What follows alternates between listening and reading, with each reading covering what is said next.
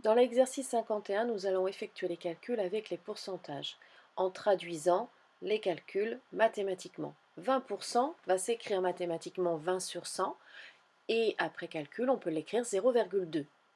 Nous avons vu dans le chapitre des fractions également que quand on avait un de, du, des, on allait traduire ça mathématiquement par un fois. Si j'écris 20%, 20 sur 100, le de, je le traduis par fois, et le 80 reste 80, cela me donne 20 sur 100 fois 80. Si j'avais eu 20% des élèves, j'aurais écrit 20 sur 100 fois le nombre des élèves.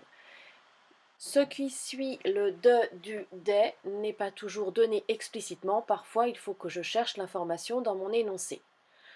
Je reprends mon calcul. 20 sur 100, ça s'écrit 0,2 fois 80 et ça va me donner 16. Ce qui veut dire que 20% de 80 MO font 16 MO. Cette règle de traduction mathématique sera appliquée tout au long de l'exercice. Question B, 30% de 200 va être traduit par 30 sur 100 fois 200. Mon 30 sur 100 me donne 0,3. Je suis donc amené à calculer 0,3 fois 200. Ça me donne 60 km. 30% de 200 km font 60 km.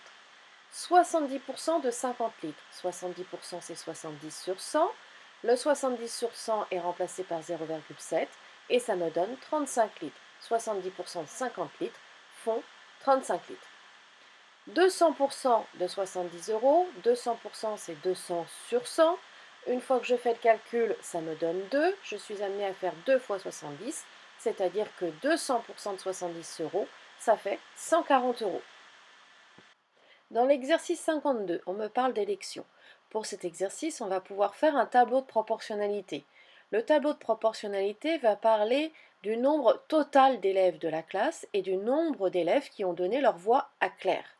Le nombre total d'élèves dans la classe, je l'ai calculé en additionnant tous les chiffres donnés dans l'exercice 52. Je trouve qu'il y a 28 élèves.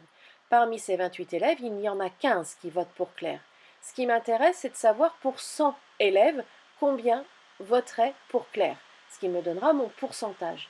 Ici, pour trouver le nombre manquant, j'ai fait le choix de faire le produit en croix. Très souvent, cette méthode sera favorisée quand il manquera qu'un seul chiffre dans le tableau, même si, une fois de plus, je vous le répète, elle ne donne pas le coefficient de proportionnalité.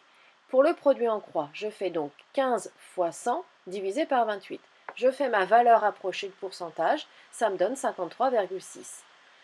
Le produit en croix me permet de faire le lien avec le cours. Dans le cours, j'ai l'effectif du cas étudié sur l'effectif total fois 100, qui est une formule qui me permet de calculer un pourcentage. Si vous regardez avec le jeu de couleurs que j'ai marqué, l'effectif du cas étudié, c'est 15. L'effectif total, c'est 28. J'ai 28 élèves au total, fois 100. Je suis donc amené à faire 15 divisé par 28 fois 100. C'est donc la même chose que le produit en croix. Si vous faites le lien avec le cours sur les fractions, vous savez que 15 sur 28 fois 100, c'est la même chose que 15 fois 100 sur 28. On a donc le lien produit en croix et formule dans le cours pour calculer un pourcentage. Par conséquent, en appliquant directement la formule, vous n'êtes plus obligé de faire le tableau de proportionnalité, ce qui vous fait gagner du temps.